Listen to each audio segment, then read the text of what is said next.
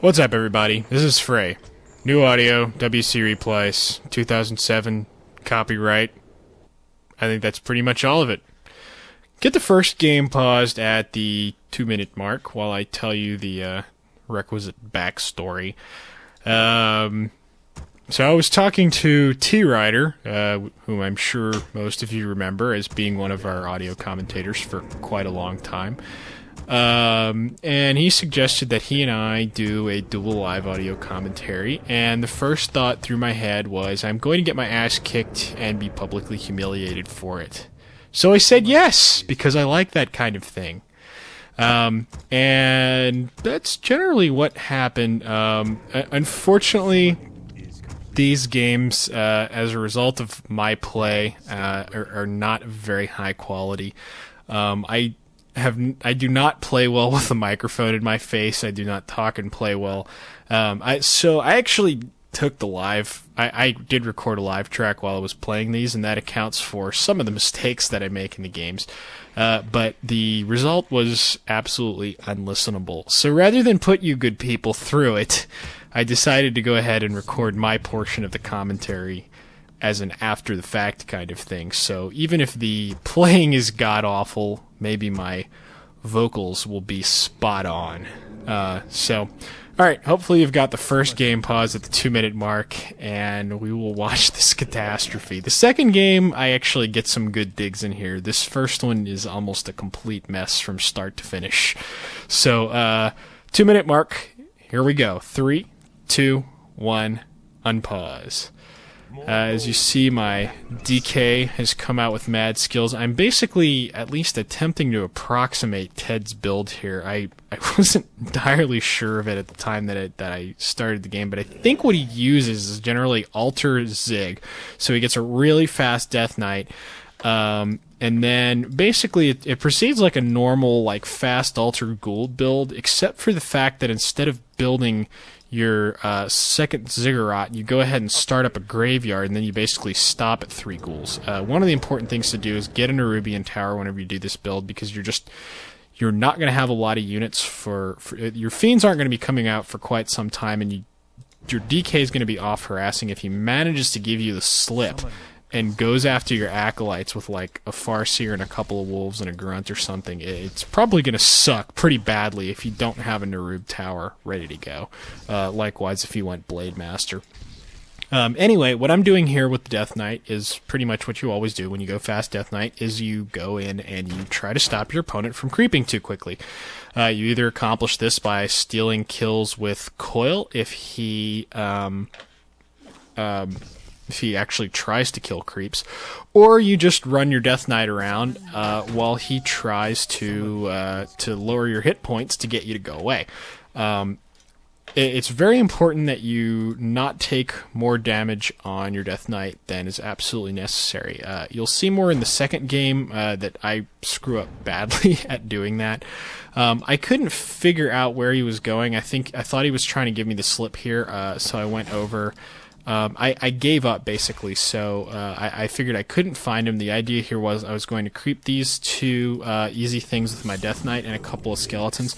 Meanwhile, I was going to grab those 3 ghouls and 2 fiends and get to work creeping one of the large green camps. You know, I'm colorblind, so I can't tell you what color the goddamn circles are. The 353 gnolls. And you can see my ghouls were going out, but I didn't realize my damn fiends were blocked. So that was stupid. And it's just, you know, that sort of thing happens. You basically have to watch out whenever you're building any of your buildings up against the trees, because as I explained in like an audio a long time ago, although a ghoul can get through that space, because these buildings almost always kind of have, like, the crypt and things like that have basically a slight passageway around them. When they're up against the trees, a fiend actually can't get through them, so you got to be careful with that. Rider came to harass me, which I was quite prepared to defend, since, you know, all my freaking fiends were still stuck in my base and I was having to mine them out. I started up a Spirit Tower in case he started to fight. Probably unnecessary, but that is actually like one of the great strengths of Undead. In fact, one of the most often complained about by people who use the other races is that, you have this microwavable defense. You just, you start the towers going, and, in 45 seconds or however long it takes them to build, you have really, really strong towers. And you also have the option, if they decide not to attack you, to just cancel the things. And you get 75% of the gold back, so it's, it's not really that big of a deal if you mess it up. However, ultimately, as a result of all this and letting my fiends get trapped, I've not been able to get my Death Knight to level 2. I consider a level 2 Death Knight fairly necessary to make an escape whenever you're going to harass the Undead's base at like late tier 1, early tier 2. Otherwise, it just seems like you take too much damage on your fiends. Plus, you're a little bit more shy on mana than you would be if you'd gotten level 2. So, like I said, I consider that pretty important. However, if you look at the time of day thing, I say to go harass the orc base around 5 dots, basically halfway through the first night, because that's when he's going to be hitting tier 2. So I'm late on this. I knew it at the time, but I figured, what the hell, I'd see what I could get anyway. But his bestiary is already finished. Now, picture that if I had gotten there maybe like 20 seconds earlier and not goofed up, with my, not goofed up with like getting my fiend stuck and actually gotten a little extra creeping in there. I could have gotten level 2 faster, and I think I would have gotten the cancel on that bestiary, which really screws an orc player over.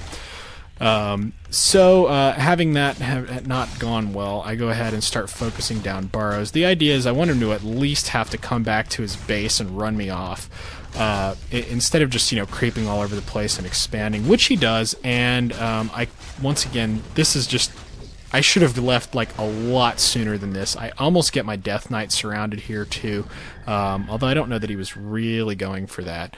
But I lost a fiend that I really didn't need to lose. If you keep your eyes open and just keep them away from the Tauren Chieftain. Basically, if a fiend gets stomped and like his army's already on top of it, it's dead. Even if you coil it, you're not going to save it, because he's got chain lightning to help kill it.